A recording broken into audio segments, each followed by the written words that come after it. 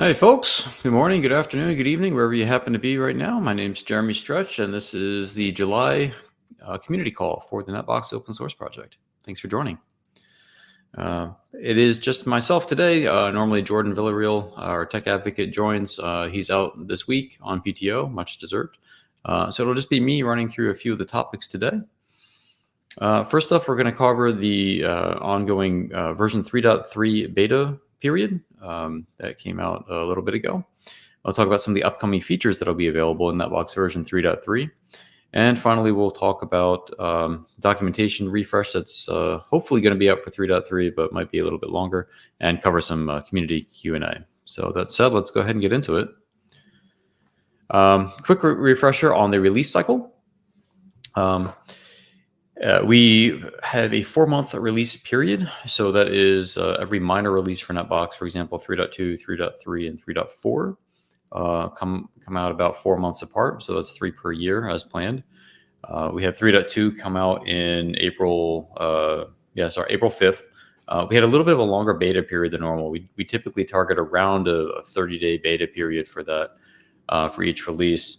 I apologize if there's any background noise. I think my landscaper is a subscriber because he seems to show up every time I do one of these.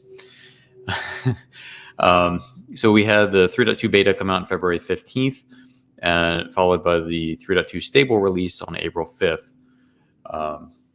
We had the 3.3 beta then come out on July 14th, and we're planning a release of 3.3 final probably sometime in the second or third week of August. So right around mid-August should put us right on track for that 30-day beta period, and that's typically what we like to do. And then we'll plan to do a 3.4 beta sometime in November, followed by a final 3.4 release in December. So coming up in 3.3, we've got a bunch of cool stuff packed into here. I'm going to talk about the first half dozen or so on this list, but there's a lot of cool stuff. And if you want to get a full accounting, by all means, check out the release notes for the 3.3 beta. And that'll talk about everything, all the major features, as well as all these smaller enhancements that have been bundled into this release. So first and foremost, multi-termination cabling. This is something that people have been asking for a long time. And this is the ability to terminate either end of a cable to one or more termination points, be that an interface or console port on a device, or circuit termination, or a power feed, things like that. So up to a NetBox 3.2, it's only ever been possible to terminate a single object on either end of a cable. Now we can do multiple. And the reason for this is the two kind of most popular use cases, I think, are breakout cables. So that's where you have, for example, a 40 gig Ethernet interface that's being physically broken out via an octopus cable to 10 of the discrete channelized 10 gig connections within that, and then on the 40 gig side, you have a channelized interface with 4 different 10 gig virtual interfaces there. To connect those to either 4 different interfaces on the same device, or an interface on each of 4 different devices. That's now possible to model accurately in NetBox, whereas before we could only do cables for discrete cables between the channelized interface on one side to the 10 gig interface on the other side. So that's now possible to model as a single cable if you choose to. The old way still works just as well. The other use case, I apologize for listing these out of order. The other use case is when you consider a fiber pair that's terminated on one end to an optical transceiver, so like a typical 10 gig Ethernet SFP that has TX and RX strands on it that exists as a single or as a fiber pair, and then is broken out a patch panel to 2 discrete ports, whether LC or SC connectors. The transmit and receive fibers connect independently to ports on the panel. Up to now in NetBox, we've kind of had to hand wave over that and say, oh no, this is just model them as a single port. No longer is the case. We can now accurately model those as they should be, as discrete physical connections, independent of one another. And they'll show up in the cable trace here, like you see to the right. This is an example. This is an illustration of the last example, showing fiber strand connected all the way through, patched through to one panel, and then to another, and then finally converging back into an interface. There's no hard limit right now, as of being halfway through the beta period, on the number of terminations that you can put on either end of a cable, although there's probably going to be a practical limit. The biggest realistic use case I could think of is something like MPO cabling, where you have 12 individual strands in a cable. You could, in theory, do that and map them all out. Beyond that, it's probably not going to be very practical to do that. But that said, there's no real limitation into the way the cabling diagram is drawn. You're pretty much going to be limited by the SVG image width. And the way this works is the terminations will expand to fit the available width. So if you have 2 terminations, each of them will be 50%. 4 terminations would be 25% each. So obviously it's going to get a little bit crowded if you try to squeeze too much in there. There's a question in the chat from Jonathan. Will this help connecting things such as EDFAs on the TX side of each ends? I apologize, I don't know what an EDFA is, but it should, just in general, provide a lot more flexibility around how cabling works. I'm going to try to get through these pretty quick because we've only got 30 minutes for the call.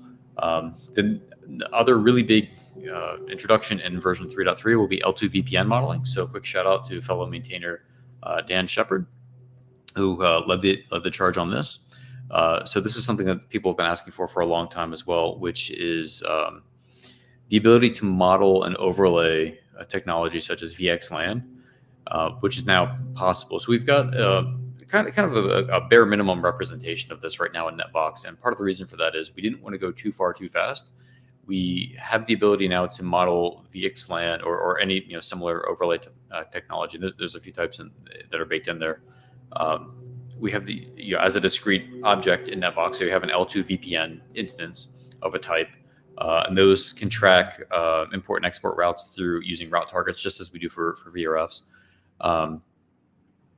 I guess route's not the right word, but they can be associated with import and export route targets. And they can have a number of terminations terminating an L2 VPN to a device interface, a VM interface, or a VLAN. I think are the 3 that we support right now.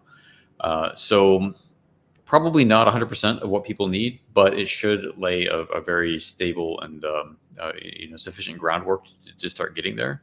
So by all means, check out the 3.3 beta. I'll have some links here toward the end about showing the public demo and the documentation and everything.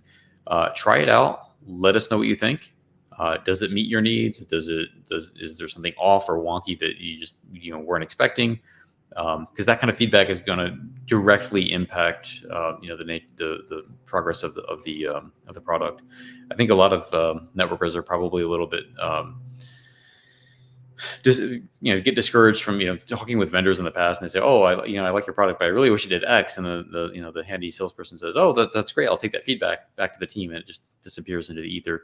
That's not what happens with NetBox, right? We act on feedback in a very direct, transparent manner. So if you tell us something, it's not to say that we'll 100% act on it, but we definitely look at it, consider everything, and then weigh that against the pros and cons and other initiatives in the product as well. But especially with the L2 VPN being such a new kind of ambiguous technology that we're trying to represent in NetBox, we'll take all the feedback we can get, certainly. Next up, half height rack units.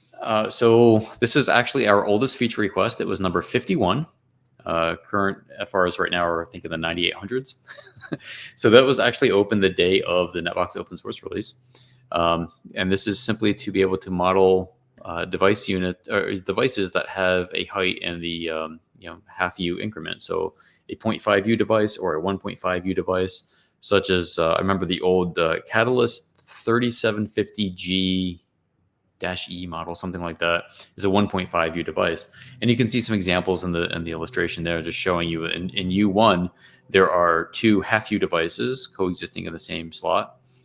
Unit 2 is a simple 1 U device, and then units 3 through 5 are showing 2 1.5 unit devices consecutively mounted in 3 U's of space. So that's all now very possible. The one big change, I guess, to be wary of, or just to be cognizant of, is that when you render the elevation of a rack now using the REST API, it will show you, it will list all units in 0.5 increments. So it'll list, for example, U 1.0 followed by 1.5, 2.0, 2.5, and so on. And the reason for that is to be able to convey exactly what the population of each half U increment is, because now we're dealing with an atomicity of 0.5 U rather than a whole 1 U as we were before. So at least that's finally done now. 6 years on. That dropped it. Just closing that issue probably dropped our average issue lifetime by like 3 days over the length of the project. Cool. So some other ones I'll touch on real briefly. So custom field visibility. This is something people have asked for in various forms, and I think we got this one pretty well. So this is the ability to hide or at least disable editing of a custom field value within the NetBox UI. So we have 3 options. We have read write, which is still the default. Read only, which means the custom field value will be presented in the UI but will not be editable. And then hidden, which means the custom field will not show up at all. This only affects the NetBox UI. So this is meant to hide or restrict interaction by human users. It has no impact on the REST API or the GraphQL API at all.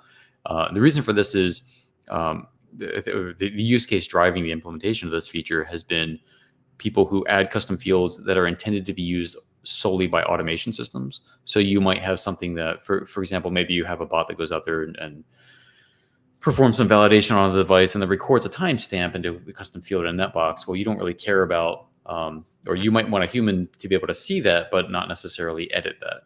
Or you might just be caching some data that you never want a human to worry about. And it's not because we're hiding it from them or anything. It's just that it's effectively noise for a human user who doesn't need to be concerned about this.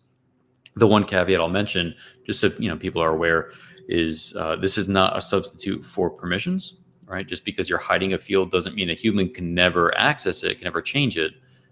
This is just a convenience for the UI. Anyone with REST API access will still be able to write to that field so long as they have adequate permissions to do so.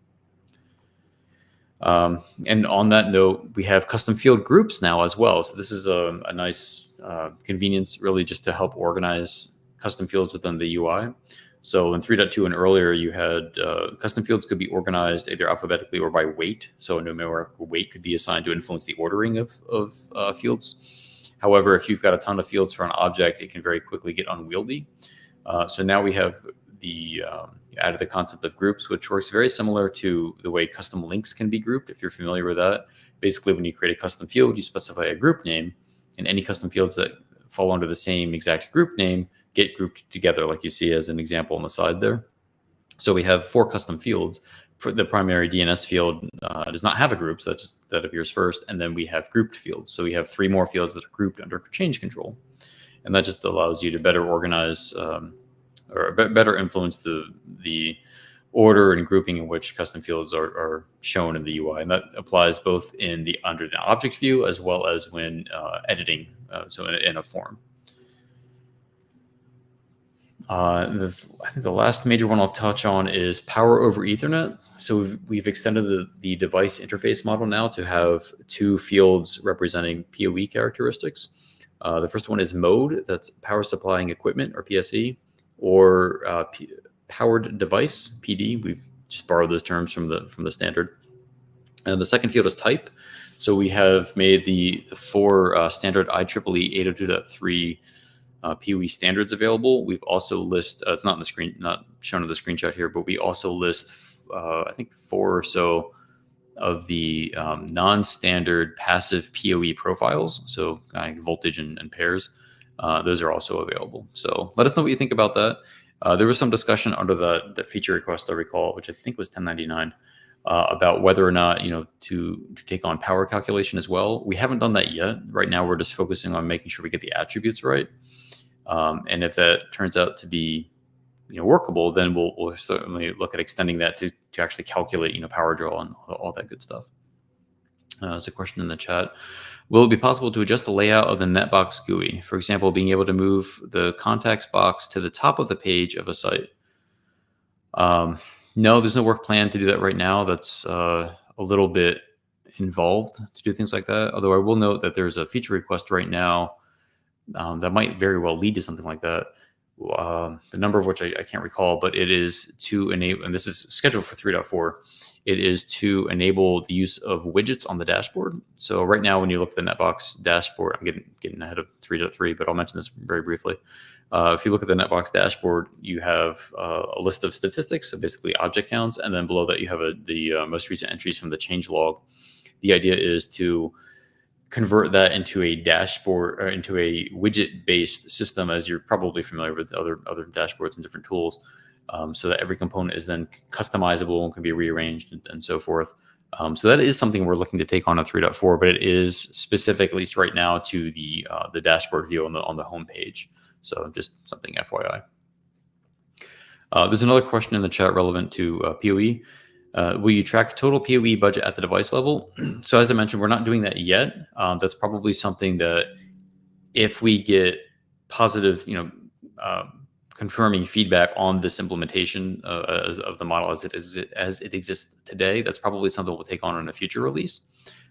We don't want to take on too much too fast because we definitely want to make sure that we're doing this in a way that makes sense.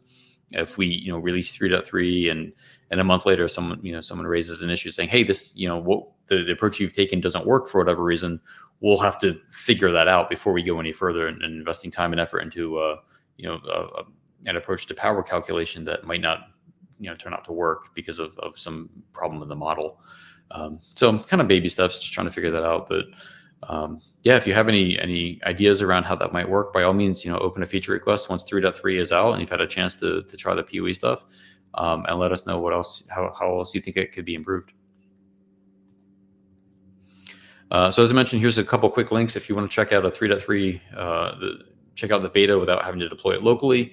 We do run a public demo for that, just as we do the current 3.2 stable build. That's available at beta-demo.netbox.dev. You log in with admin, play around. That does get rebuilt nightly, just like the stable demo, and that will actually rebuild from the feature branch. So as bugs get resolved in the beta, the demo will be updated nightly to incorporate those bug fixes. So it should be reasonably stable and usable.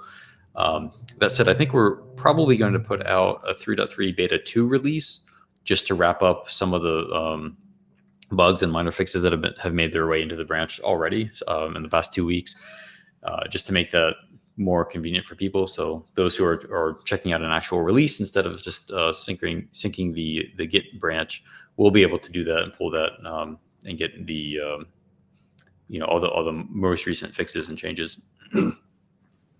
Additionally, the documentation for the beta is available on Read the Docs. You will have to go to a specific URL for it, which is docs.netbox.dev/n for English /feature. So that is the build of the documentation specifically for the feature branch.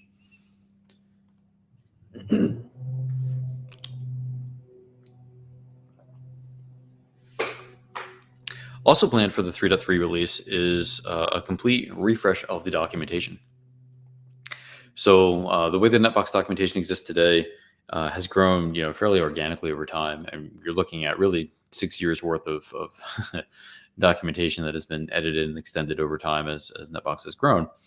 One of the things I'd like to do in time for the 3.3 release, if I can swing it, is to reorganize the documentation entirely, and for a few reasons.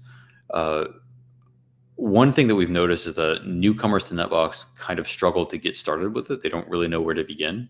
Part of that is just not understanding or not recognizing an order of operations. For example, they might start creating IP addresses before they've defined any prefixes, or start creating.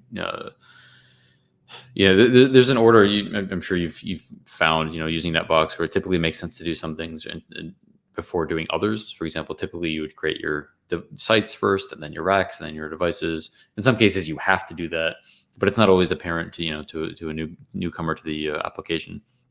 So part of it is restructuring the documentation into two parts. One more tutorial oriented, basically, okay, here's how you install NetBox, here's how you get started with it, how do you get your data into it, options for doing that. And then the other half, or the other complement of that, would be the reference material, right? So if I'm looking at a specific model, what are my options? Like, tell me everything about this model. I want to know everything about the prefix model or the device model, right? So the first component would take more of a holistic view of kind of end to end, something that you could really read through to better understand the product. And the second piece would be much more referential in nature. Excuse me, in nature. So reference material, meaning looking up specific models to learn more about them, things like that. And a lot of that exists today. It's just kind of all mashed together. If you go in the NetBox UI and you go to create a new site, for example, and you look at the top right, you'll see a little question mark button. If you click that question mark button, it will actually pop up a modal that contains the documentation for that model. So this is just kind of breaking that out more into a discrete, more accessible place rather than putting everything together and calling that done as far as the documentation. So like I said, that'll probably happen over the next couple weeks. And my hope is to have that included as part of the 3.3 release. And, I'll be looking for feedback on that as well. So if you would like to spend some time reading through documentation you've probably already read, let me know. And hopefully we'll get that up pretty soon. Another point of that was addressing the very common questions people ask about how to model specific concepts or resources in networking. Things like virtual chassis, things like virtual device contexts, firewall pairs, things like that, which get to be really nebulous if you really dig into it. A lot of them sound simple early on, but if you actually go to model them like in a database, turns out they're not so much. So that's something we tend to we want to document, even if we don't have a great answer for it, like virtual device contexts. I know there's a feature request open for it, but we don't currently have a good way to model those. It's worth at least calling out in the documentation saying, hey, we don't have a way to do that yet, but maybe point them to the feature request or something like that. Question in the chat is from Bruno. There are quite a few private projects that are designed to map fiber to the home networks like GeoGrid, OSMAP, etc. Are there any plans for the future of NetBox to be able to compete with those by being the first major open source project to do so? I apologize, I'm not familiar with them. I think I've seen the kind of tool you're talking about where, correct me if I'm wrong, but is this the kind of thing where you can look at an actual geographic map and it like overlays the physical cable plant like on the street view and shows you conduit and everything and goes through that? We don't have any plans to do that. If that's the case, that could potentially exist as a plugin. That definitely sounds like the kind of tool that has that needs a lot of effort behind it, and that probably speaks to why there's no open source solution for that. But it should definitely be doable as a plugin. I don't really know. I wouldn't know myself how to go about doing that, but I know there's some geographic mapping libraries for Django too, like the GIS project, that could be very useful. So it's a neat idea. We don't have any plans to do that, at least not in NetBox Core, but as a plugin, it might certainly be feasible.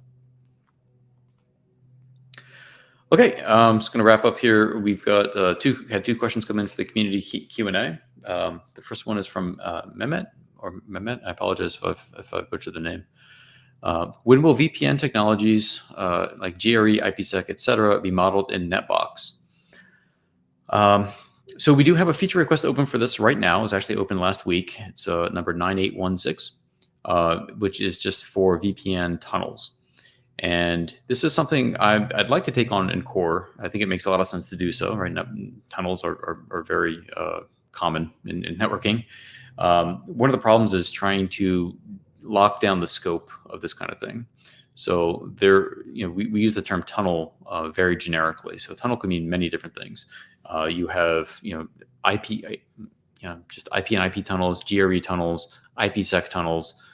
Different kinds of things. Typically, it's kind of intermingled with VPN concepts. So you have encryption profiles as well. You have policy versus route-based VPNs to think about. How much of that, and that's a great example, right? Like, when I'm defining a tunnel, do I care to model that as route-based versus policy-based, right? Like, should defining a policy be part of the tunnel definition, or should that exist elsewhere? And I don't know if there's any one right answer for those questions, right? It's just something we have to figure out as we go to draft or define that model. There's a lot of things to think about, like how am I going to bind a tunnel to? So I'll have like the virtual tunnel interface, certainly, but then I'll also have typically a physical or like a routed interface that I bind that to on the outside of the tunnel. So that's something to think about as well. So If you're interested in that feature, by all means, check out FR9816, share your comments and concerns. Let us know how you would do it if you were doing it, and we'll try to work toward a common scope and hopefully have an implementation for a future release of NetBox. The second question here from Sam is, are there any plans within the roadmap to change IP addresses from IP network to IP address, removing the /XX notation? It seems at the moment that this is duplicated and can lead to inconsistencies within the database. E.g., I can have IP addresses with a /24 mask set underneath a /20 prefix. So first, a bit of context. If you're not familiar, within Python, NetBox represents IP address objects as a class within the NetAddr library called IP network, not to be confused with NetBox's own prefix class, which maps to a database table. IP network and IP address are Python classes provided by the NetAddr library for representing these network and IP address resources.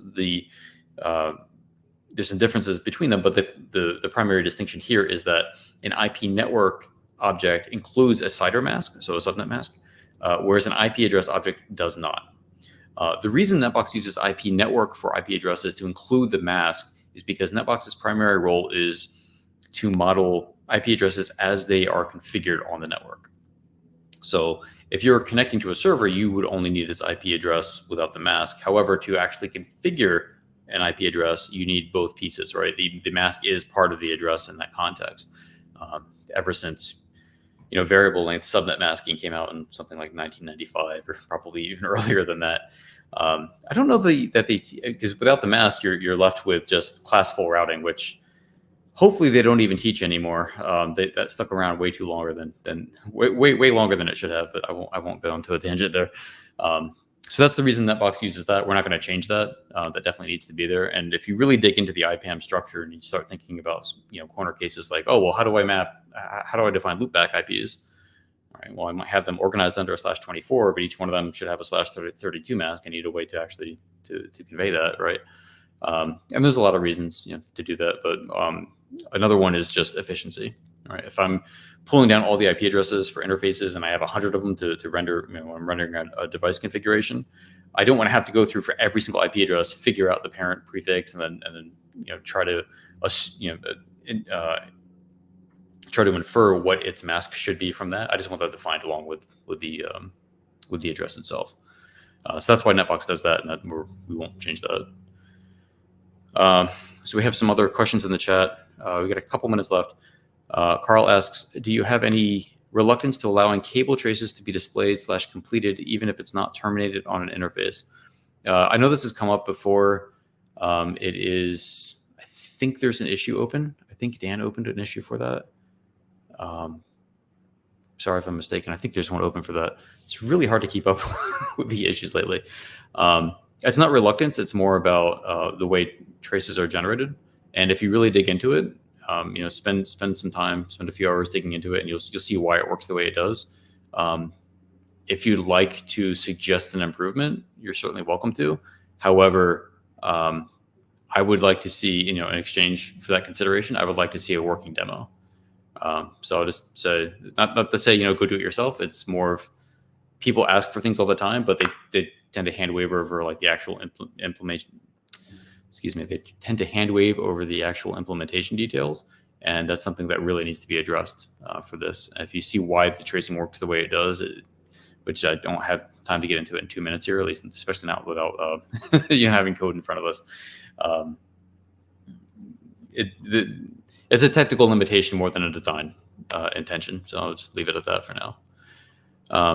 Let's see. DevNet Dan says, I'm interested in the doc makeover. I may finally make my first attempt at contributing, by all means. Once I have this, especially once I have the new structure in place, we'll be looking for people to contribute, certainly.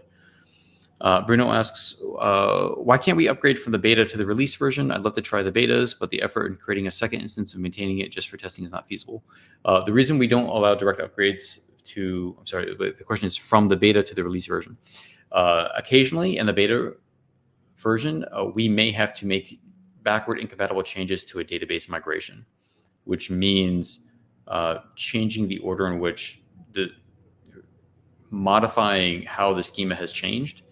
So we have to do that by rewriting migration. And if you've already used that migration in production, you can't then keep moving forward with that. It's hard to come up with a good example off the top of my head. But basically, any changes we make to the schema migrations as written in the beta would be incompatible with the final release. That's why we say that. Schema changes, we might also, we might find out that there's a bug in some of the other migration code that's just like handling data wrong.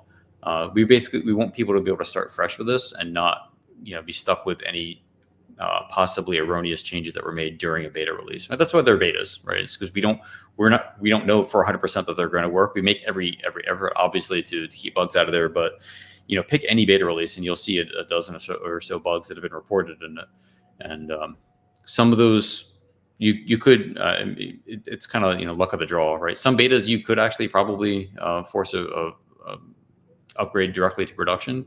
But we always want to make sure that we're not, we want to reserve the opportunity to correct any errant migrations. And that's why we don't have upgrades directly from the beta. Hopefully that answers your question. Let's see, no other questions in the chat right now. And we're at a minute over. So I'll go ahead and wrap it up. Thanks everyone who attended today. Oh, we had just one more question I'll grab real quick. Barnaby asks, is there a straightforward way to extend the router registry of NetBox apps with the registry of plugin apps so relations of NetBox app classes to plugin app classes could be represented in API? No. I'm just going to say, I think I know what you're getting at. I don't, if you're talking, of course, no leaf blower now. It's my wrap up cue. If you're talking about extending the NetBox REST API with additional fields introduced by plugins, no, we don't support that. And it's not so much that we couldn't support it, but consider the implications of changing the REST API. The REST API is documented, it's standardized, it's well defined. If plugins start adding random fields in there, it can obviously cause problems, either collisions with core or collisions with another plugin. And it can absolutely break clients, especially if you consider like the Go Python client. It will not react well to just random fields showing up in the dictionary. So that's why we don't do that. Hopefully that answers the question. And yeah, so I'll go ahead and wrap up now. Thanks everyone for who was participating. Anyone who asked a question and wasn't satisfied with the answer, by all means, grab me in the NetDev Slack channel. I'll be around, for the rest of the day and for eternity. But yeah, grab me there and we can discuss more.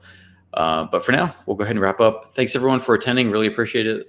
This recording will be made available as well on the NS1 Labs channel as the previous have been. And that'll be it for now. And we'll see you guys next month. Take care.